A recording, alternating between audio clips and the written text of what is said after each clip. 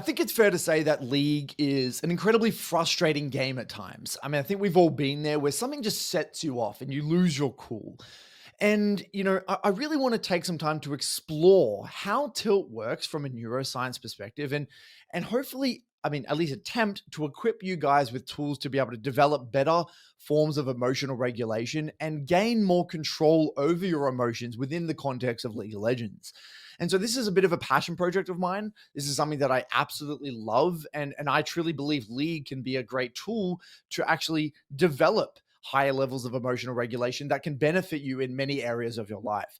So I want to start with a very kind of basic example here, right? An oversimplification of the way tilt works. So we have a stimuli, an initial stimuli, and this stimuli could be anything from support coming to your lane and ganking you and you dying.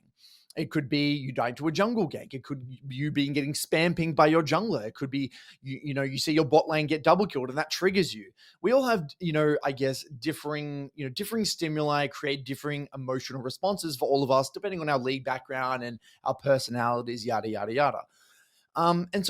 As a result of this stimuli, there is some sort of an emotional response. Again, the severity of the emotional response differs on the context and the person, but some sort of an emotional response. An emotional response could be extreme anger, extreme rage, or it could be very subtle. It could be kind of very subtle, passive aggression, whereby you just don't try as much in the next game, right? So there is some sort of kind of stimuli, initial stimuli, and an emotional response. Now, the way I kind of view it is that there is a term coined here by Daniel Goleman called the amygdala hijack, which is basically an intense emotional reaction that is disproportionate to the situation at hand. And it occurs when the amygdala, the brain's emotional center, is triggered by a perceived threat, activating the fight or flight response, which temporarily overrides the prefrontal cortex, which is the part of your brain that is responsible for rational thought and decision making. And I love this term because this is the way I really view Tilt and League.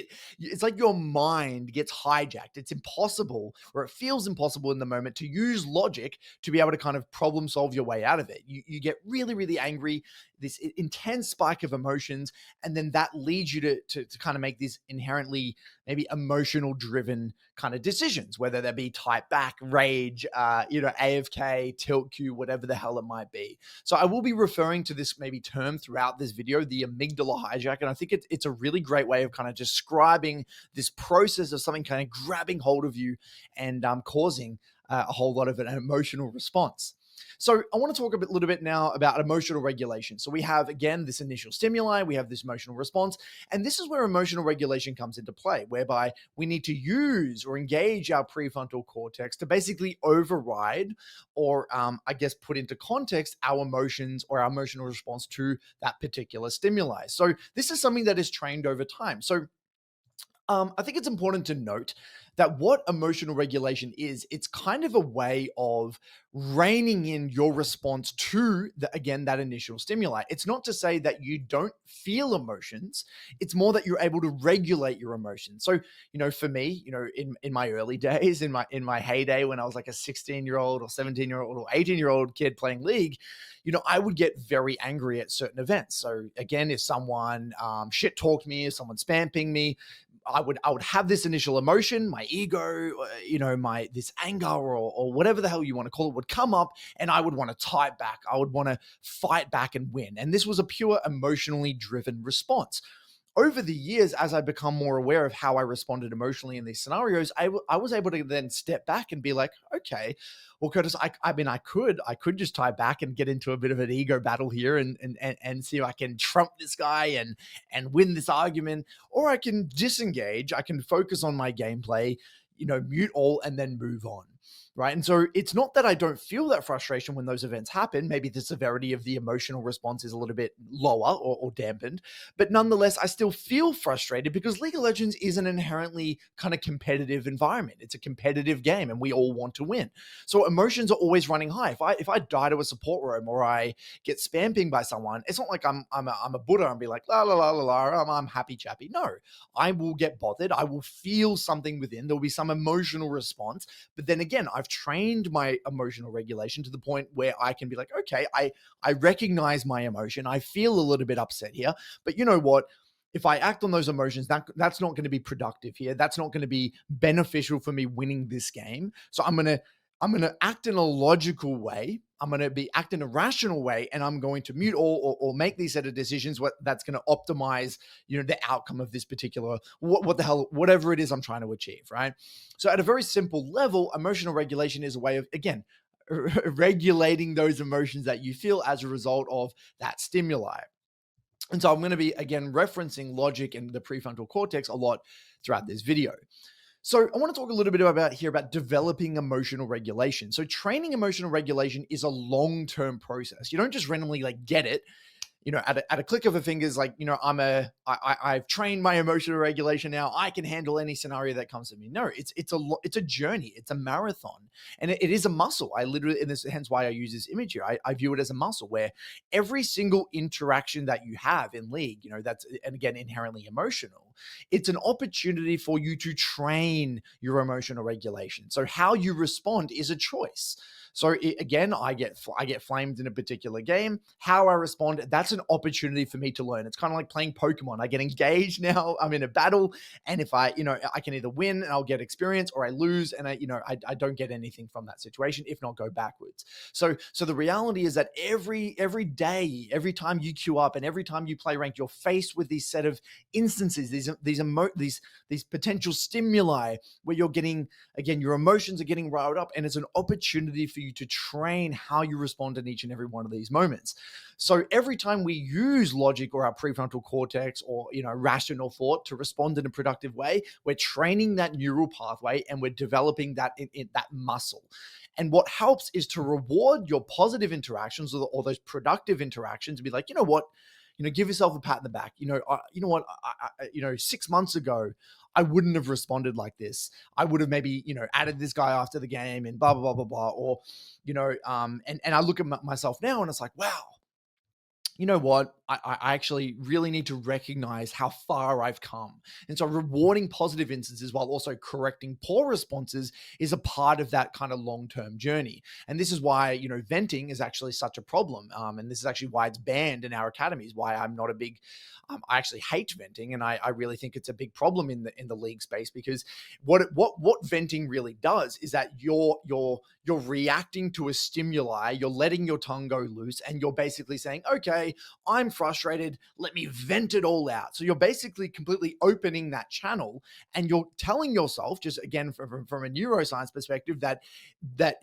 you're acting on your emotions, and acting on your emotions is justified. And look, some people may argue, I feel better after venting. But just because you feel better, does that mean that it's actually beneficial for you in the long run?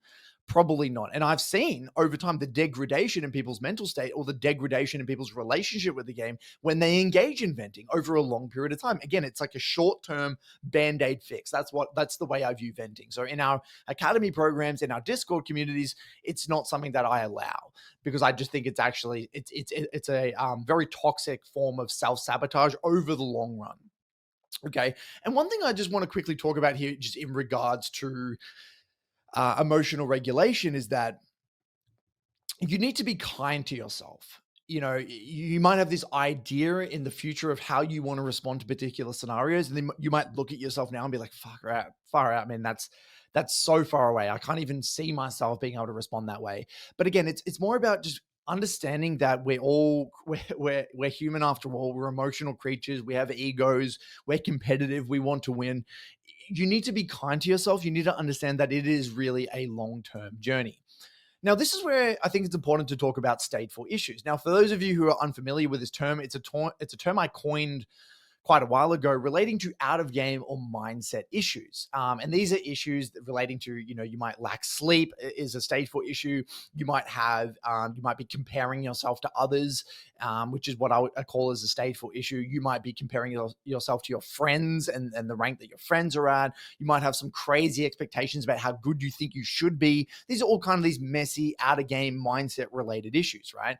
And these issues can actually do multiple things. They can simultaneously create stimuli, or again, one thing that is a stimuli to one person may not be a stimuli to someone else because of stateful issues. Stateful issues can literally create stimuli, or it can also increase the severity of the emotional response. Hence why this is why we must deal or address stageful issues before we actually go about increasing emotional regulation.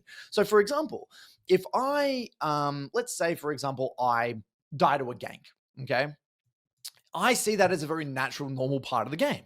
It's not even a stimuli to me. I don't really get angry over dying to ganks because it is what it is. Everyone's going to die to ganks. It's a natural part of the journey. Whereas for someone else, maybe because again they're all jacked up out of their expectations, they expect themselves to play a perfect game of League of Legends or whatever the hell it might be. They might view that as a stimuli. It could be something that causes an emotional response.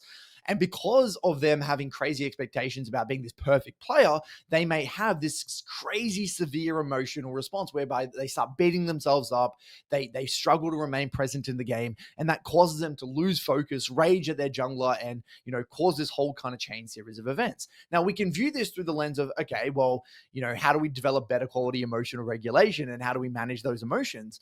Or we can say, well, why is this causing so much pain in the first place? And that's really the question. Why is this so emotional for you? So again, I don't really see the point in engaging in emotional regulation or try to train that muscle when you're literally trying to train the muscle in hard mode. Let's just address the root core issue here. Why are you getting so bothered or so worked up about this in the first place? And this is why, again, addressing these stageful issues is so incredibly important. Now, I want to talk about just an example, right? An example here being jungle spam pinging you. They maybe they see you don't have prio. They try to move into the river. They spam ping you, and an emotional response. The amygdala hijack would say, you know what, abuse them back, type back. Get into a fight with this guy, right? That would be kind of the initial emotional response. But let's say I was able to, regulate my emotions in the moment and kind of engage my prefrontal cortex. I could then be like, okay, well, how do I want to respond to this situation, right? Instead of reacting to my emotions, I can choose how I want to react. In which case, I might want to mute all. I might ask myself, what's next? What do I got to do? What's next? How do I win this game? What are my reference points? What's my job this game? That might be the better quality logical response. And this would be an example of how emotional regulation and kind of overcoming that amygdala hijack or kind of blocking that amygdala hijack would allow me to conduct myself in a more effective and efficient way on the Rift. Now, there's one last thing I nearly forgot to mention here when it comes to training emotional regulation is the power of reflection. Because a lot of the time, what's going to happen is that you're going to have this emotional response. Your amygdala is going to get hijacked. You're going to respond in this, terrible way that you're really maybe borderline ashamed of, and then you're going to be able to reflect. And this is going to happen after the game. Maybe later on in the day, you're going to reflect, and you're going to be like, oh, you know what? I really just didn't like how I responded there. I really don't think that was a great choice of mine. And I know I can do better than that.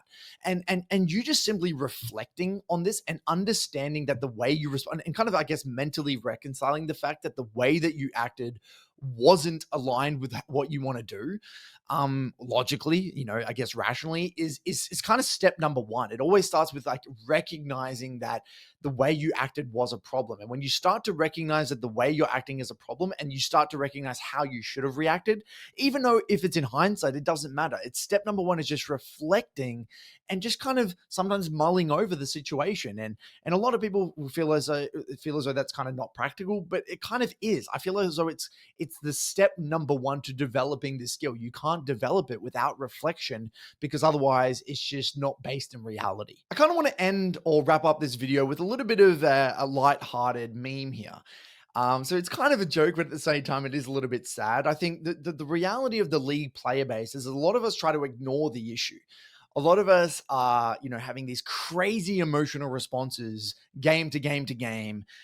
Our amygdalas are getting hijacked 24/7. We haven't developed, any degree for some people of emotional regulation. And, our solitude journey is like a burning house. It's painful, it's miserable, and we're trying to pretend that it's okay, but it's not. And I think a lot of people, for step number one for developing this tool and is simply admitting you have a problem.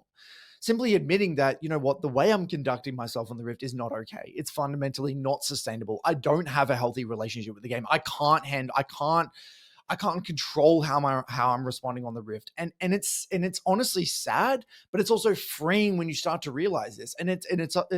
I say this from a very personal place because I was there. I was that raging, toxic asshole that was saying terrible things.